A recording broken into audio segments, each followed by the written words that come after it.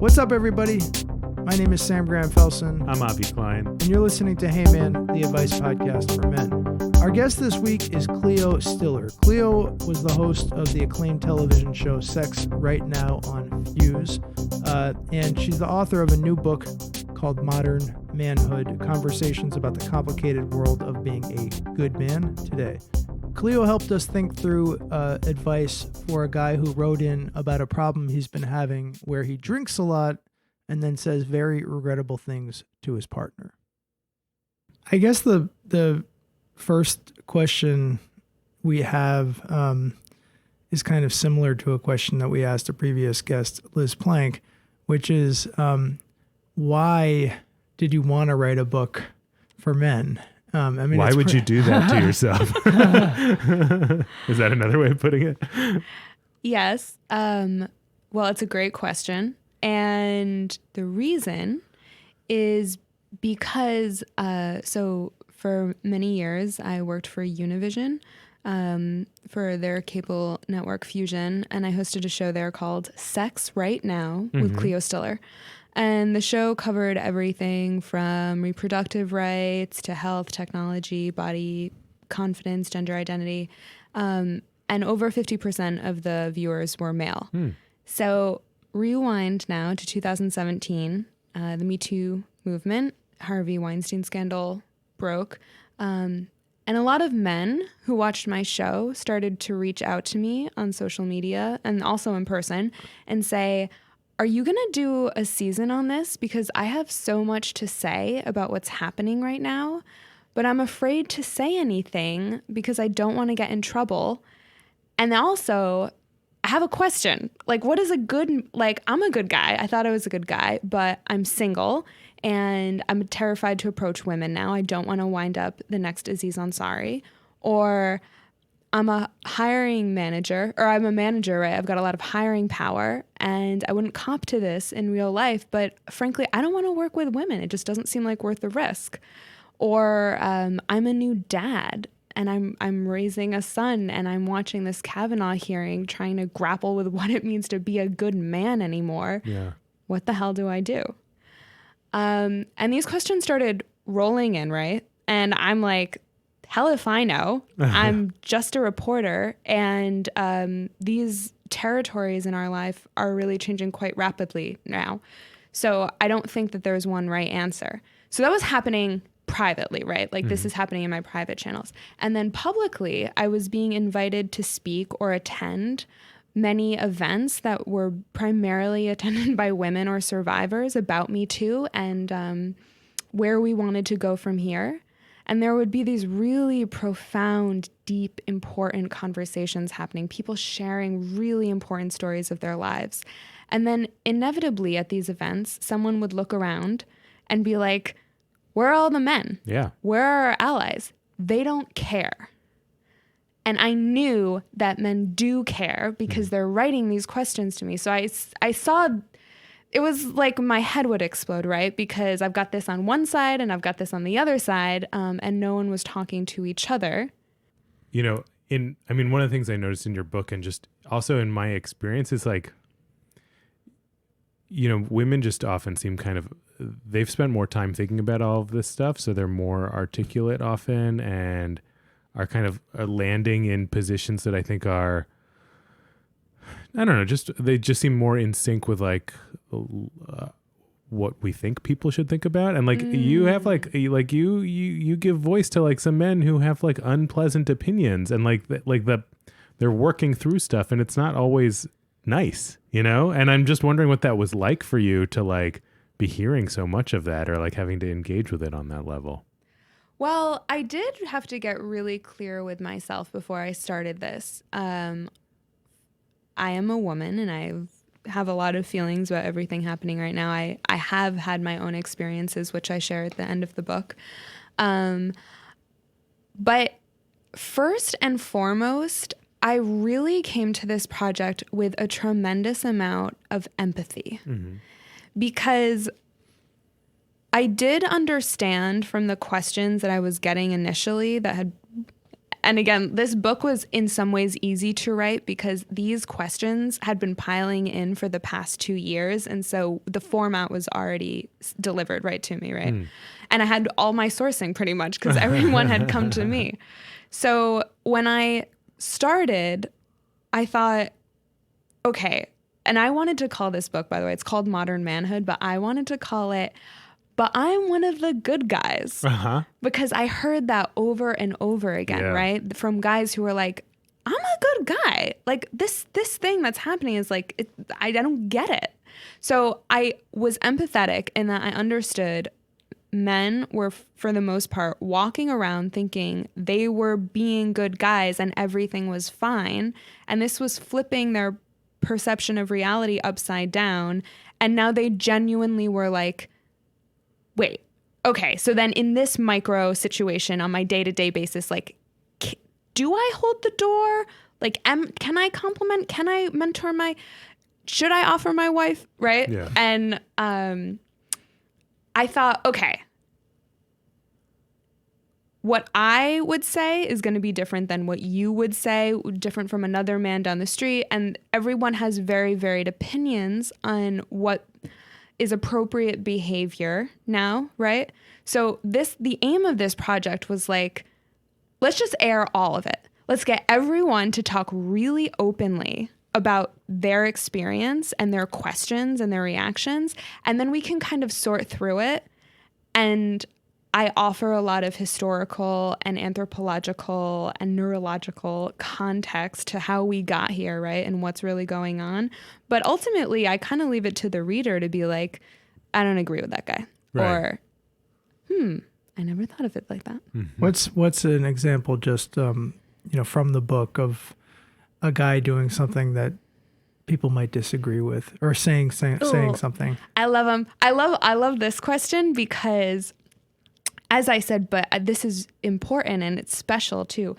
Every chapter is dedicated to a different an area of your personal life, right? Like dating, sex, work, money, parenting, friendship. And the reason I structured it like that was because all the questions I was getting, they touched every single area of our lives, right? So each chapter opens up with a personal story from a guy that perfectly encapsulates the conversation we're about to have in the ensuing chapter. And every single one of those stories, those guys came to me.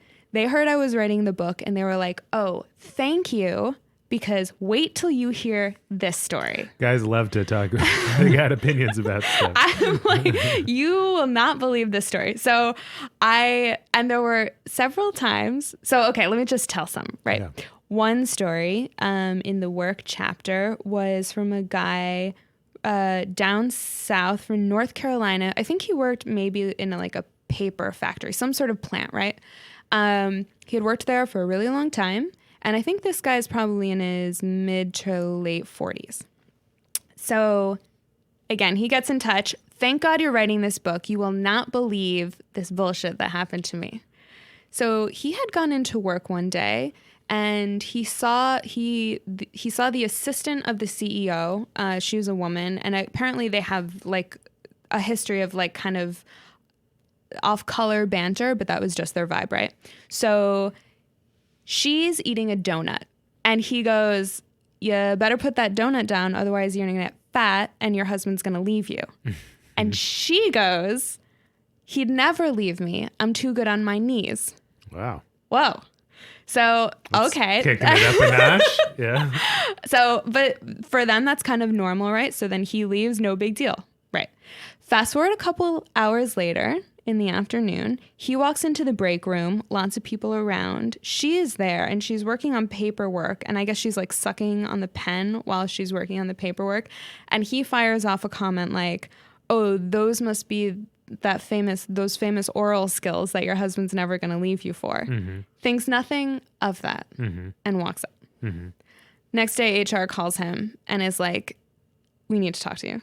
Wow. Brings him in on his day off, he mentioned, and is like, did you say this? And he was like, yeah, but we say that.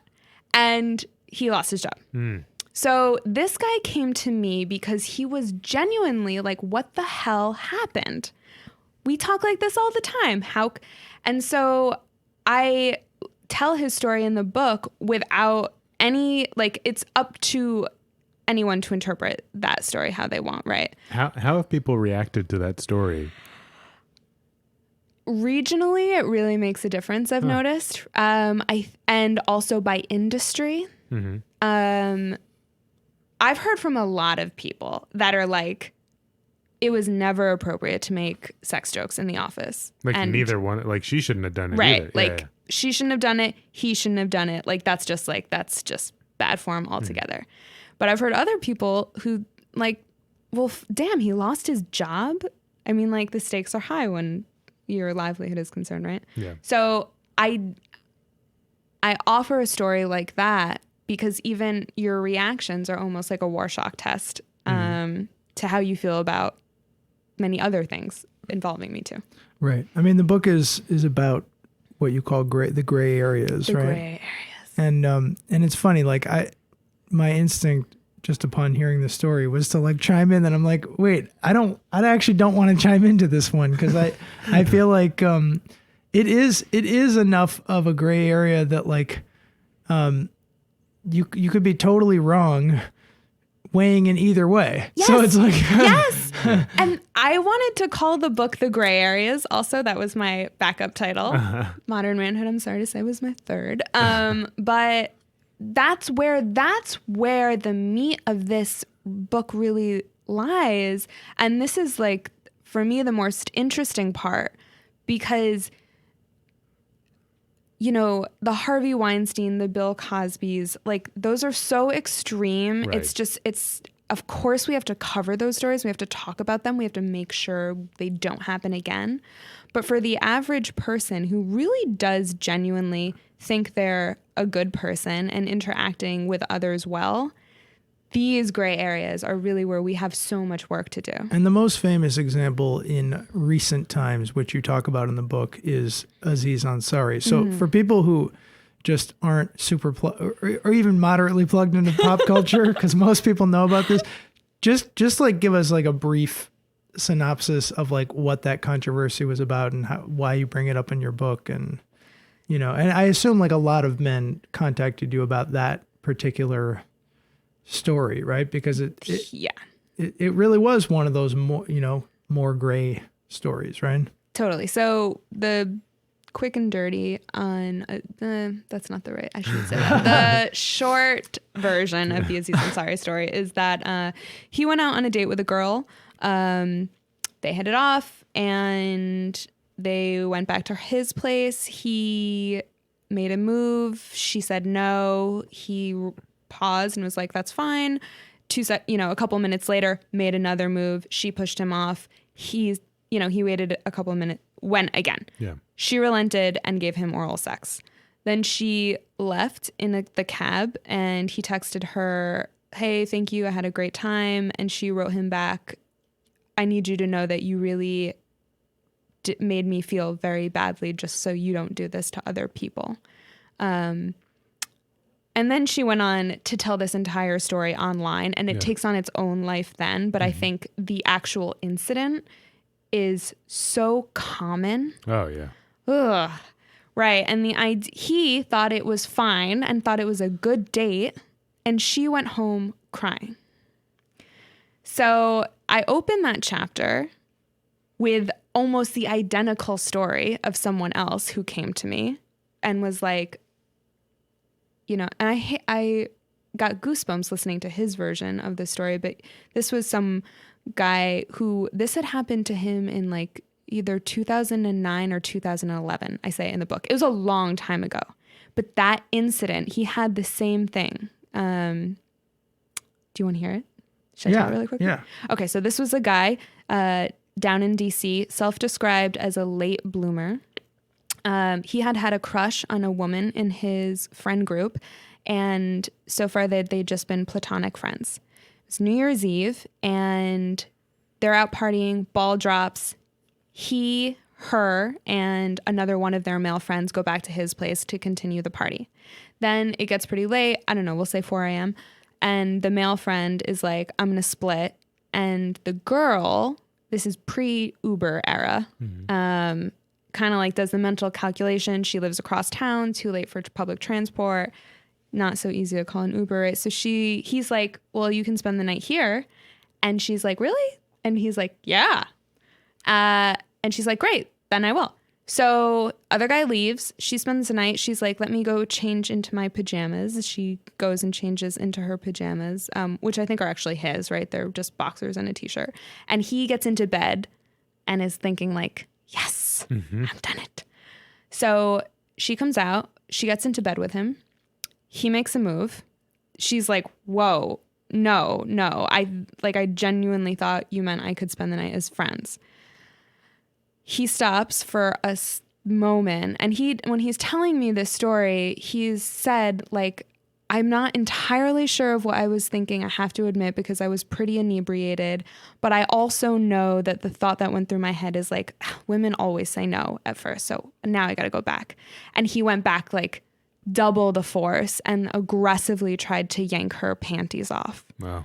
She understandably gets really upset and jumps out of the bed and like slams the door, and she sleeps on the couch. And he stays up all night thinking like, how did I get that so wrong? He told me, now I didn't talk to her, but he said that he the next morning went out and apologized to her, and they talked about it. And he was so grateful that she heard his apology, and now they're actually friends, according to him. But I got goosebumps hearing that story because I felt for her. It is a violent story. Oh, sounds terrifying. But it is also so common. Yeah. And I know that. So with the Aziz Ansari story, when that happened, this will be the second time I say Warshak in this interview now. That was truly the Warshak test incident for the Me Too movement, I have found, because you had a lot of people who I interviewed who said, when I asked them, what do you think about the Me Too movement? They were like, I was completely in favor for it, but then the Aziz Ansari story happened, and then I just said, we've gone too far, and everything since then has been too far. And that was because there was this feeling like there wasn't enough space in a single movement or conversation or time. We couldn't hold space to take down the Harvey Weinsteins and also address what had happened with Aziz Ansari. I feel like in the midst of all the Me Too stuff, like I sometimes would have this like holier than thou attitude where I would just be like, why are all why are any dudes confused about this? Like, it's not that complicated. Read the vibe, dude. But like, how stupid do you have to be? How socially inept do you have to be not to be able to read vibes, right? On the other hand, like, every single Hollywood movie until probably like ones that are coming out this year that have like changed their ways in response to the Me Too movement, that's a rom-com, basically follows the script of like of the coquettish woman like saying no over and over, and so that's so deeply ingrained that like, I don't know, like, can it be forgiven, when a lot of these dudes are like, I really didn't know, man. I remember when I was maybe 14 or 15, my girlfriend at the time, like sort of exasperatedly complaining about me to her friends because I wasn't aggressive enough, Yes.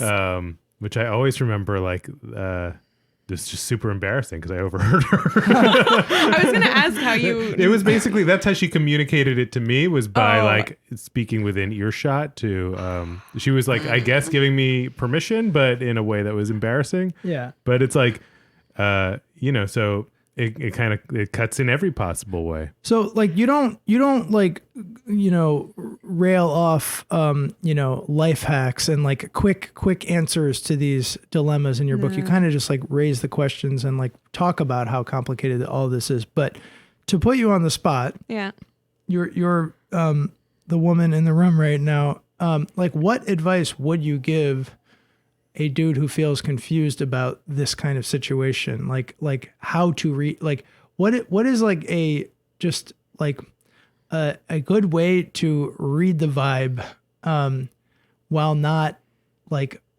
falling into the trap of like over caution to the point of like spoiling potentially fun romantic opportunities. Like, what would you say? What's the good way to read the vibe? Well, so we talk about this in the book. First of all, it's just important to understand the power dynamics that are always at play, right? I mean, most overly cautious good guys are aware of this, but it bears repeating that we put everyone in this situation in a catch-22 where women are at once the gatekeepers of sex because we say that men want sex all the time, and if they don't, there's something wrong with them. And it's women's job to let them know whether yes, you can pass or no, you are declined.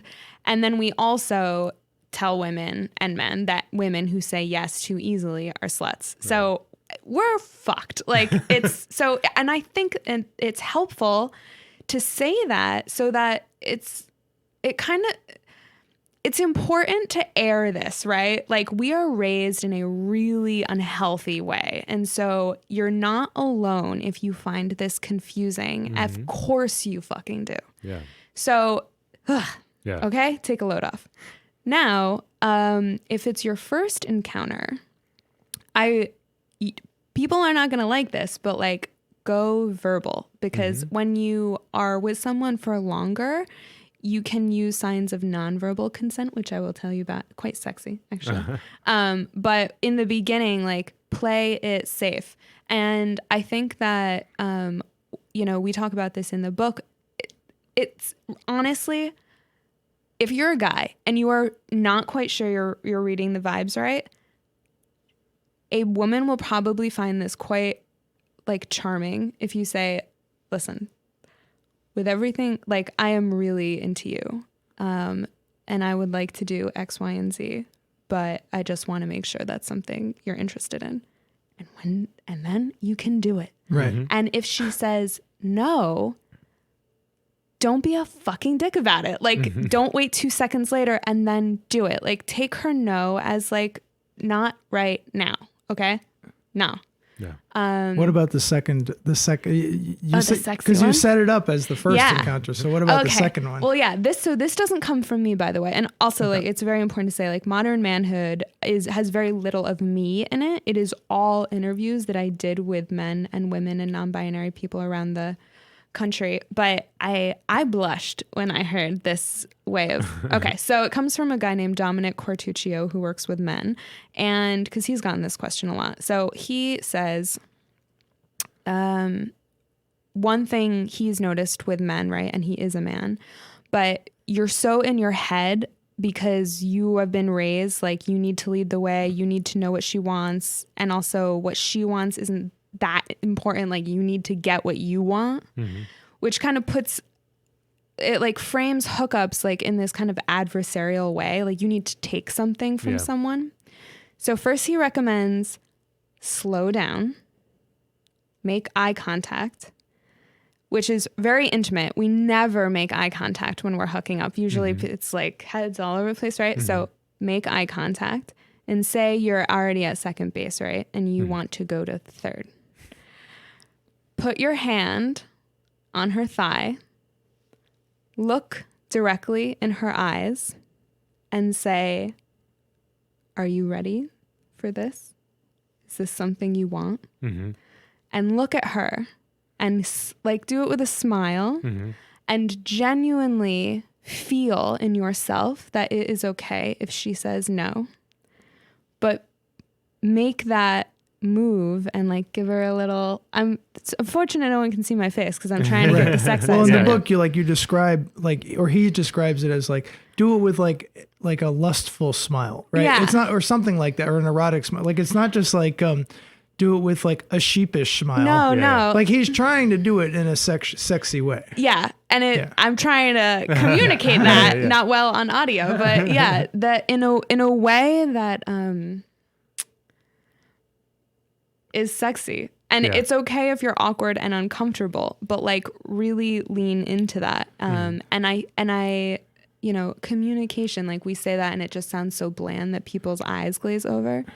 But if you engage in communication with the same kind of like lusty attention that you do with hand jobs or blow jobs, like your sex life will be better. I feel like there's just like this ridiculous binary that probably a lot of men imagine, that either if they ask for permission, they're doing it in the most like nerdy, awkward, totally, desexed way possible. Like, is it okay if I do? Or they're like the guy in the in that famous photo, which is arguably like the most iconic photo of like a kiss in our culture, which is like the guy coming back from World War II and like kissing the woman. And I think I read like a few years ago, they contacted that woman. She was like, by the way, that was not consensual. Yes, and I was not down for that. He just Yeah. grabbed me and kissed me. And I was like, what the fuck? I know it ruins that whole picture. But I honestly think it's photos like that and of course, like in every Hollywood movie, it's just like they plunge in for like a violent kiss before, and would never ever, have any kind of verbal prelude to that at all. But anyway, let's get to the advice question. Yeah. So we have a question for you, and we'll see what gray areas it touches on. Hey man, I'm writing to you for some practical advice about an issue that's come up between me and my girlfriend. I'm 28 years old, work in marketing in New York City, and have been dating the same woman for the last 2 years. Overall, our relationship has been great, and we're planning on moving in together in the spring when her lease expires. Over the course of our relationship, there have been a few isolated moments where the same issue has come up. I get really drunk, like blackout or pretty close, and I find out in the morning that I have said some really mean things to her. I don't remember saying any of these things, and they're not things that I really believe. For example, I might say things like, you're such a fucking pushover, you let everyone walk all over you, or I know you're only with me because I make more money. It's horrible and hurtful and not true. I think it's important to add, as a kid, I always had a reputation for being angry and out of control. I've worked really hard to temper that as I got older, so it's really bothering me to hear myself described this way. I don't think I have a drinking problem because this really just happens maybe once every 3 months max. We're laughing because you might have a drinking problem. Usually after something like this happens, I cut back for a while, slowly start drinking again, and then eventually drink too much. My entire social life revolves around drinking, and so on a weekend, it's not uncommon for all of us, my girlfriend included, to be hanging out drinking for the better part of an afternoon or until late at night. I play in a lot of recreational sports leagues, and usually we all get together to drink after a game. I have a high tolerance, and it's hard for me to notice when I'm getting drunk. All of a sudden, it's too late. My girlfriend is telling me that if this doesn't stop, she'll break up with me, which would devastate me. But I'm also worried that if I stop drinking or drink less, it'll be weird in my social circle, since so much of our hanging out has to do with drinking, playing drinking games and stuff. What should I do? Signed, Blacked Out in Bushwick. Blacked Out in Bushwick. I got this exact quandary recently, about 3 weeks ago, from someone in Austin. Said the same exact thing. And then they were like, I just read your book, and I do that same exact thing. And I will say, okay, the people ask me what the most surprising takeaway was from Modern Manhood, and I will say that I was heartbroken to find out how much rage and pain and isolation is out there with men. I had no idea. And we talk about why that is for men in particular. We know that, at a very young age, girls and boys have friendships and express themselves very similarly. And then when boys are so young, they start getting policed very early. Don't hug your friend. Don't kiss your friend. Stop crying. You don't need anyone. You're a boy. Don't be a girl, right? So we know that. And then that's just like, so I talked to one researcher, Naomi Way. She's been working, I know her work, and then she does this not an experiment, but she checks in with incoming freshmen and will be like, they're all boys. Who's your best friend? And they can point to their best friend immediately. She asks them, what do you guys talk about? We talk about everything, like family, like everything, like what's in my head, sports, all this stuff. Then she checks in with them once a year as they move through high school. And by the time they are graduating, that best friend who they told everything to, he's just a bud. He's like a pal. And what do they actually talk about? Really surface level stuff, not the divorce, not the really intimate stuff that's going on with their mental health. So I think of this because I hear this story and I feel for this guy. Yeah. And clearly, you know, if you were well known in your youth for having a lot of rage and you've done a lot of work to work on that, that's fantastic, right? A lot of people don't work on that. I'm curious what kind of work he might have done. I'm very curious and because you're still angry. Yeah, and I just because a lot of guys that I know, the work they've done is like build like the best fucking brick wall you could ever build, you know, and like I guess that is a lot of work, but yeah, there's like a lot of feeling suppressed inside. What do you mean by build the biggest brick wall? I mean like just like men in particular are just masters at suppression and avoidance, and so it's really fine-tuning their skills at numbing themselves, alcohol of which is a great way to numb yourself from your feelings or disconnect. I just think men have a wide range of tools to avoid feeling their feelings.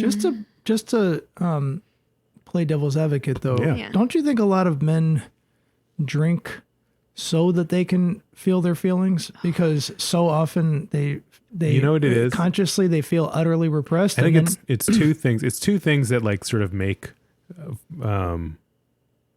you have to have two things at the same time. You have to feel your feelings and you have to do it in the context of a relationship, right? I think feelings are really they're a social phenomenon. So when you're drunk and you spill your guts, but you don't remember it and your friend doesn't either, and you can just be like, oh yeah, that was crazy last night, then it didn't really happen. You know what I mean?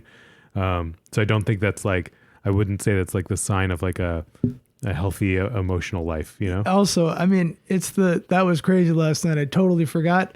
Probably in 90% of the cases, they didn't forget, but they're pretending that they forgot so that they don't have to process it the next day with their friend. And actually it was funny because the animating question that we started with when we started our very first episode of this podcast is like, how can guys hang out without getting drunk and watching sports? Oh, yes. And even us, you know, who are masquerading as like a good dude and like dudes, we basically every time we hung out would hang out under the pretext of watching basketball while drinking beer. So not looking at each other, having voices talking in the background, having men running around throwing balls so we don't have to. And then like in that context, we could maybe talk about some emotional stuff, but it wouldn't be like, hey, Av, want to get a tea and talk about the problems I've been having in my marriage?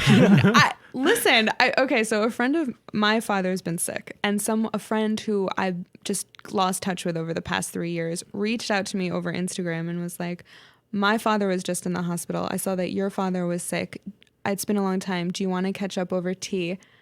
We've got a lot going on. Mm-hmm. And that I was laughing to myself because I'm coming off of spending so much time talking with men that would never happen, right? Like never. Oh, you're in pain? I'm in pain. Shall we get together and heal our pain together? Right. And the only way it would happen would do is be like, you want to go lift some weight together? Yeah. Like totally. And then the music would be there are reasons that this is. It's because men are told that if they open up emotionally, they're weak and they're like women. So it's understandable that this guy is writing in having suppressed all of these feelings. But what from a clinician's perspective, I mean, obviously you would think he should therapy. You should talk to someone. Yeah. I mean, not every question we get. This is probably one of the only questions where I'm like, you should talk to someone. I mean, well, no, I think there've been I would say about a third. I'm like, it would be a good idea for you to go to therapy. This guy definitely, like, I just feel like rage issues, which, you know, by the way, like I've struggled with rage issues in my life. Like I think it's very common among men, but like rage, especially if you're pouring it out on your partner, is a good thing to prompt getting some help. It certainly is. And to me, the other piece that stands out is it's not just the rage. It's that there's all this stuff that feels sort of unconscious to him, right? It's like all these things that he's saying, but that he doesn't really like consciously agree with. Like that to me was like, I was like, oh, that would be a good thing to make sense of in therapy, because that's a space where you can like kind of get deeper into things that maybe you're not comfortable acknowledging. That's one thing. And then the other piece about like, just for this guy blacked out in Bushwick, like about whether you have a drinking problem or not. I don't think it really, I mean, you know, like some of the criteria for like, you know, alcoholism is about like how it impacts your life. It's not just about how much you drink. It does sound like you drink a lot, by the way, but more than that, like this is having a major effect on your life. Yeah. And in that way, of course it's a problem. You know? Cleo has a whole chapter about men's kind of resistance to therapy. I realized, Avi, we've never actually, you have never actually like explicitly talked about like what is the point of therapy? Like why should a man go to therapy? Yes. What can a man get out of therapy? Yes. I mean, like I think on a very simple level, therapy is not so different from meditation, but like it's in the context of a relationship. It's a space to be with yourself, to hear your thoughts. Sometimes hearing them repeated back from someone else or hearing them sort of elaborated by someone else changes them for you, changes how you think about them, makes it more explicit. Someone who's a professional listener can identify the themes so that you can start to understand your core issues. What do you keep coming back to? What are you preoccupied with? What are the ways that you keep solving problems? We can't always identify those things on our own. I know I can't, and it's only in dialogue that it makes sense to me. So that's one part of therapy. I think the safety of it, in that it's not a relationship that you have to worry about damaging, in the same way like friendship or family or your spouse, that like it allows you to be really authentically you and unfettered, and you can in that way really get to know yourself. You can say like the ugliest thoughts you possibly have. You can try it out. You can see how that feels to say it. And does it feel true or not? So I think those are two things. And then, I mean, for me, one of the things I really prioritize as a therapist is helping men really get in touch with their feelings, because it is so hard for them to do that. And so I think it's very healing and good for you to be able to feel your feelings. When you feel your feelings, you can move through the world better. And I think therapy is like uniquely positioned to help men do that. I mean, just something that I would add, and I'm curious to hear both of your thoughts on this. Like, I talk a lot about meditation on this podcast because I practice it. I've also been in therapy. I'm not currently in therapy. But I know I was in it for a while. I know a lot about what it's like.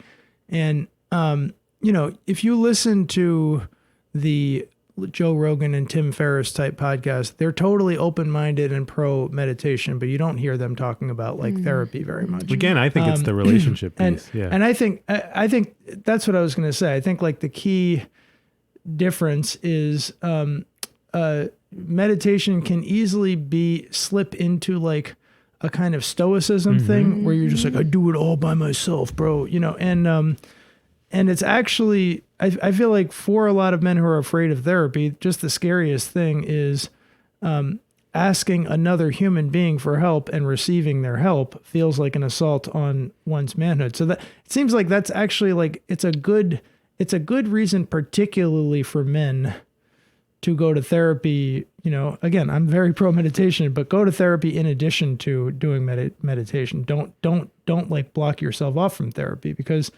challenging yourself to open up to another human being is really important when you're conditioned your whole life never to do that, except for with your wife, but in limited doses.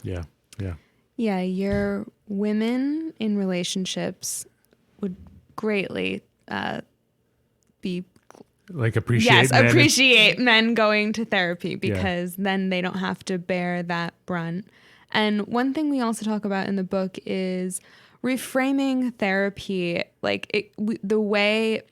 So psychoanalysis was I mean, you know this, but in its original formation was pitched as like something that you only did if you were like fucked up.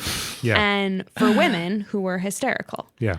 So we get this notion that if you go to therapy, you're fucked up, and it's also a woman's thing. And I talked to a therapist who I really liked the way that she kind of frames her counseling. She doesn't even call it therapy. She calls it self-inquiry and likes to remind, she has a lot of male patients, that the practice of self-inquiry is like actually very manly in history. If you look at like Socrates and all the Greek philosophers who thought about what is the meaning of life, what am I doing here, that sort of practice of self-inquiry, the greatest minds have done that, right? And so going to therapy, and I would say this for this guy because I'm sure he's going to hate this advice, like, oh, fuck off, I don't need to go to therapy. But not because you're messed up, but because you want to take agency, like you have agency over your own life and you want to really like live the best life you can. This is one way that will really help you do that. It was, so I do listen to those bro podcasts like Joe Rogan and Tim Ferriss and Jocko Willink. I can't even tell you how many times people talked about Joe Rogan and Tim Ferriss. I need to get on their podcast now. That would be huge for If the you book. get on there, your Yeah. book will sell millions of copies. But Joe, I mean, I listen both as research for this podcast and as a guilty pleasure because there is just something, even though I disagree with like most of what Joe Rogan says, like there's just something oddly comforting about listening to that show because he doesn't really challenge any of my like sort of caveman assumptions about manhood. Like he's just like, you're fine how you are. And there's something comforting in that, even though Roll out your I don't- psoas. Yeah, exactly. I don't want to just live in that zone, but Jocko Willink, who's a retired Navy SEAL jiu-jitsu master, like the scariest looking guy in the world. He has a podcast. And it was funny. Recently he said on the podcast, he was like, I had this psychologist on. The psychologist, by the way, was Jordan Peterson, who's horrible. But he's like, I had this psychologist on my show, and he made me rethink like therapy. He just said like, imagine like it's like a mechanic. Like you go to the mechanic when your car is messed up and they fix your car. But this is like a mechanic for your head. If your head's messed up, you just go to the mechanic and they fix it. And like, then I really got it. And so I'm pro therapy now. Like if you're depressed out there, like go to therapy, it's fine. But yeah, it just speaks to the fact that like, maybe there's just like a branding. I mean, It's a branding. I'm telling you. Even Avi used to introduce himself as a psychotherapist on the show. And I just said to him, I'm like, I think people would be more open to listening if you just say therapist even than psychotherapist, because they might be weirded out by like the woo-woo word vibes. psycho. Yeah. Right. No, but yeah, the word psycho, like honestly, I think a lot of men are like, am I a psycho if I go to a psychotherapist, Well, it can be very relieving when you go the first time and they tell you you're not, Imagine that. Okay, what if this guy what if this guy is like most dudes, just like, nah, bro, I'm good. I'm not going to therapy. What advice can we offer him in lieu of therapy? He's got these two first before he goes there. I mean, it's like you have these two impulses. One is I don't have a problem, and the other is your girlfriend is very upset, and that's upsetting to you. And I commend you for caring about the relationship enough to think about this, because even though you don't think it's a problem, you care enough about your girlfriend and want her to be happy. What else could he do? I mean, clearly he has less access to his rage when he's not sober. drinking. Yeah. So sobriety sounds like something to contemplate, And we've talked about like the sobriety versus harm reduction or whatever. What do you call it? Yeah. Is it harm reduction? Mm-hmm. I wonder if this guy maybe needs to go more into the sobriety camp, because he's tried to chill out and then it doesn't really work for very long. What about though, maybe you can speak to the same, because I feel like you have personal experience with it. Like it's so hard to go, like he said, like all of his friends drink, all of the social activities around drinking. Like you can't just be drinking like club sodas, can you? When like everyone's doing like beer pong, what do you do? Yeah. I mean, so So when I decided to cut back on drinking, I mean, for like 6 months, I was club soda guy. And by the way, it wasn't that bad. I mean, and if you really need to, you can supplement with something like CBD, which will give you some slightly chill vibes when you go to the bar and nurse your cranberry juice. But it's not nearly as bad as you think it would be. Like, it turns out that when you're socializing with people, and by the way, drunk people are easy to socialize because they laugh at everything you say. But it turns out that when you socialize, like, after about 10 minutes, you're pretty relaxed and like it's not awkward and you're just having a normal fucking conversation. Like, it's not that hard to not be drunk. I feel like a lot of people do. At least when I find out that someone isn't drinking, I kind of respect them. I'm like, oh, okay, good for you. Like, I'm not weirded out or uncomfortable by it. I think that's actually often the case. And the fear of not drinking, a lot of it has to do with like, oh, are people gonna like be annoyed at me, like I let them down by like not being their bro because I'm not downing a beer with them? Are they going to think that like I'm above them, blah blah blah? And rarely do they. But having said all that, like after a while, like I decided, all right, you know what, I've got like a good streak going. I feel like, you know, back in control of my life to the extent that like I'm not worried about like getting carried away with drinking anymore. But like, I know that like it's something I like to do a lot. So let me just like set some rule around it. So my rule is like, which occasionally I break, as you know, from our notorious night of nachos and beer, is that I don't drink during the week and I allow myself to do it on the weekend. Mm-hmm. And, you know, and that's something for him to try, I guess. I don't think that's for this guy. I think that's maybe for someone else. I don't know. I got a strong vibe. Right. I mean, also, I did not have the kind of drink. First of all, like, this is playing with fire. For people who have serious alcohol problems, they would like utterly roll their eyes at what I was going. I just had like a dependency of like having a couple drinks a million days in a row, but. You know, like this guy drinks a lot, and to the point where he's saying crazy ass shit that he like utterly regrets. Yeah. And I didn't have that kind of issue. I think if you're drinking like huge amounts, maybe the goal should instead be like cutting it off after 3 or even after 2. Mm-hmm.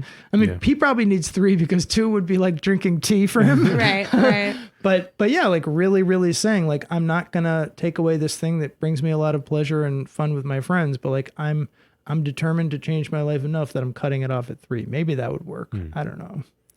I'm not an addiction expert though. I actually feel like a phony even like giving this kind of advice. Like, what do I know? I know something that worked for practical. me. Yeah, I think a lot of people do what you did. Do you have any thoughts about that? I know that if I'm going to be drinking with friends for a long time, I don't tend to get rageful when I'm drunk, but if I'm 33, like I don't really want to do that anymore anyway. So I go every other, right? Like I'll do like a drink, then I do club soda, then a drink, club soda. You cut your alcohol intake in half. Yeah. And I would also say to this guy that what his girlfriend remembers him saying, I would write those things down. Yeah. And I don't really know many men who journal. So like, weren't we just talking about that? Yeah, that's a whole I don't, you know, although the artist way, anyway. But like, I would write that down on like just an email you drafted to yourself, and just kind of like that first comment of you think that she's such a pushover and that she lets everyone walk all over her. I would write down what your reaction is to that thought. Mm-hmm. And also the one about her being with you for money, because there's something there. Very loaded statements. Yeah. There's something there. So drink less. Yes. Please consider therapy. Yeah. And write down these thoughts. And also maybe like, I don't know, you have a friend who you can, this one thing that we talked about in the book, right, is like I got a lot of guys who were like, so I've got this friend who like always says this shit, and like we've all got that friend who says some shit, right? And you know, it used to be okay, but it feels like with everything going on right now, like you got to call your friend out for saying shit like that, right? So then the real question is like, why do guys do locker room talk? And it's because as we said, right? Like men are told like, do not talk intimately with each other. That's a ladies thing. Yeah. So, the advice that ends up coming up from the people that I interviewed at least was like, don't call your friend out for locker room talk, but instead like think about what he's trying to do, which is like bond with you through the only way that you guys have like 3 channels. It's like sports, sex, and beer and like alcohol and like commute to work or something. Yeah. Right. Yeah. So like instead, when your friend comes to you like that, you can just be like, yeah, I really don't like it when you talk like that, but how are things with Karen? How are things with your dad? Like, just like get right to it. Yeah. So I would say to this guy, I would make a play date with with one of your guy friends and be like, do you ever have this rage thing? Like, does this sound from, because your friends it's not the same as professional help, right? But opening up about this is acknowledging it definitely helps you get somewhere. For sure. You know. By the way, I do have just one other life hack that worked from personal experience on the drinking thing that I have brought up before on the show, but I think it's worth repeating. It's easier said than done just to be like, dude, just cut it off after 3, right? Because that's really hard to do. Especially if once you're starting to feel tipsy, you're like, oh, this is really what it gets. It's good. awesome. Yeah. Right, exactly. I mean, you know, for like you talk in your book about porn addicts, that's like being like, just load a lot of porn, but then like just turn it off and walk away. You know, it's not that easy.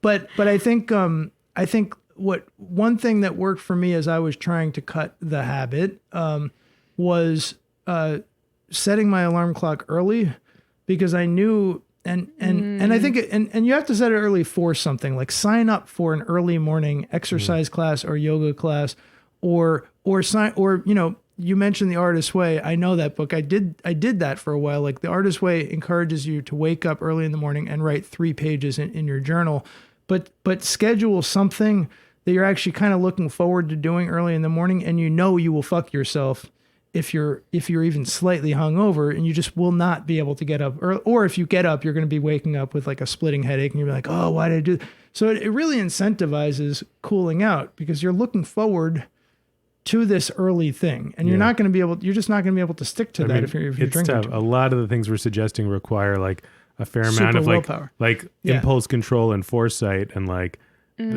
drinking does not really go along with which that. Which again is why it would be nice if this guy could just go to therapy, because therapy can give him some of the emotional release he needs to build up that kind of resilience to give him more willpower. You know, it's kind of one of these chicken and egg things, but like actually the egg is therapy. I think that made no sense, but you know what I'm saying.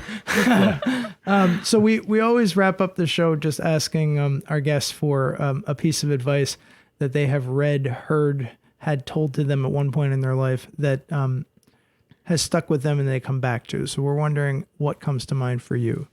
This has nothing to do with the podcast. That's the only thing that's coming to my mind. Okay, so personal. Straight out of college, I worked at a biotech investment firm. I thought that I wanted to take over Wall Street and be the next Zoe Cruz. And I worked there for several years. And then finally my boss, I was like slogging away there. And my boss took me aside and was like, you know, you're a hard worker, so you can like keep at this your whole life and like you'll get somewhere, but you're always going to be swimming upstream. But you have a lot of really natural gifts. Like, why not do something that catered to those?